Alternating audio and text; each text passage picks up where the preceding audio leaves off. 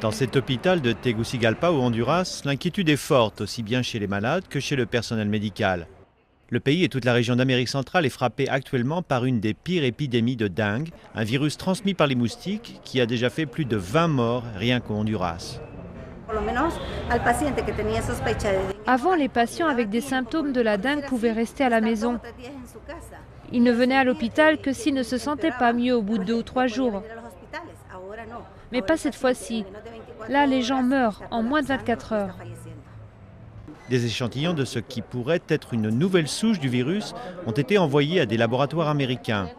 La dengue, lorsqu'elle évolue sous une forme plus dangereuse, provoque des hémorragies internes qui bloquent tous les organes. Il n'existe aucun traitement, excepté l'hydratation. Aux urgences de cet hôpital, les moyens manquent. Le nombre de malades, lui, ne fait que grandir. Ça fait 3 jours qu'elle a de la fièvre. La dengue se propage lors de la saison des pluies, une saison qui n'en finit pas cette année.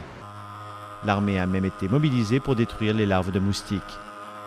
Il y a eu beaucoup de cas de dengue dans le quartier. Cette dame-là, elle l'a eu. J'étais vraiment malade. Je suis restée au lit pendant 8 jours. Je ne pouvais pas me lever, je n'ai rien mangé. Tandis que les autorités tentent de trouver une façon efficace d'éradiquer les moustiques, certains habitants croient aux méthodes plus traditionnelles pour se protéger. Moi, je les écrase tout simplement. Et c'est fini. Face à l'épidémie, le Honduras manque des moyens les plus basiques, comme des ambulances par exemple. Pour ce qui est des enfants les plus malades qui ont besoin de soins intensifs, ils sont pris en charge dans un service d'urgence improvisé au CHU de la capitale.